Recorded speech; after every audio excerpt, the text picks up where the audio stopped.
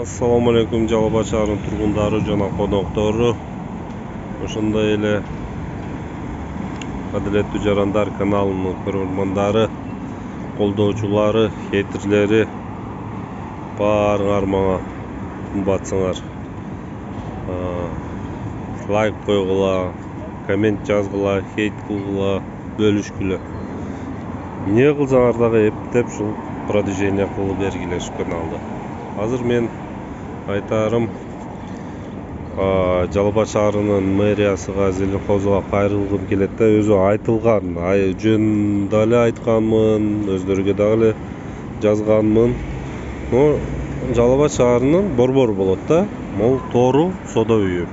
Жакында булар брусчатка кылды. Канча жолу кайрылдык, биз кайрылдык, мэрия кайрылды, башка активисттер кайрылды, кылды, жакшы, зор иш болду. Эми бул жерде озеленение участогу, бул жерде көрүп атабыз, мурдагы жаман эски куску заборлорду алыптыр, жакшы.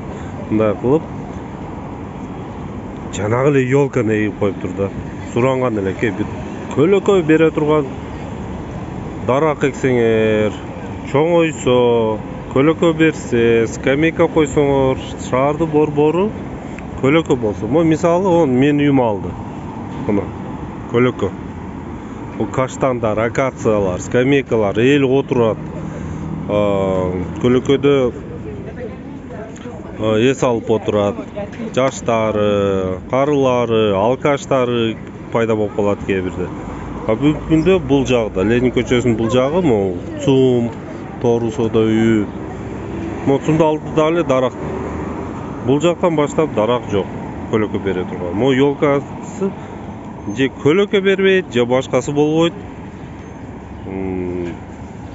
Бул жакта дале тиги 5 ёлка эгилген убакта эсиңердеби? Бул жерде коюлган контейнерлерди алдырган элек. Ошондо Набеке Зеленхоз эле. Ошондо айткан элек.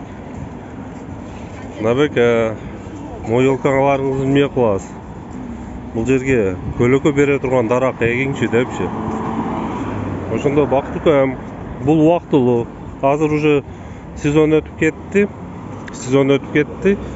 Сезон келгенде көлөкө бере турган дарак отургузабыз дедиле. Арадан 3-4 жыл өттү. Бул пандемияга чей болгон нерсе, ошол эле.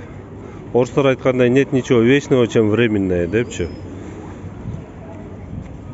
Азыр эми бүгүнкү күндө кайрылат элем дагы эле кайрадан. Мына мындай көлөкө бере турган дарак эгип койсоңор, мына адамдар отурат көлөкөдө. Бул жерде көлөкөдө соода кылып атат. Эми соода туура эмес го, бирок бул жакка скамейка коюп койсо, бул жерде дагы көлөкөдө адамдар отурмакта. Бул даракты бул жерге эле эмес, мына полный жолду Ленин көчөсүнүн эки четине көлөкө бере турган дарак эгиш керек. Мына көргүлө, наркы бетте. Узак сүйлөп койдум окшойт, кечиресиңер, бирок ушу жүрөктөгү көйгөйдү айтып атам да, шаарыбыз жашыл болсо, мындай какыраган жазда мына адамдар күндөн кача албай басып кетип атат. Өзү дарак болсочу 15-20% температура түшөт да. Дарак жок болсо, могул плиткалар, бетондор ысып, ансыз амеле ысып аткан нерсени ондон да бетер ысытып берет да.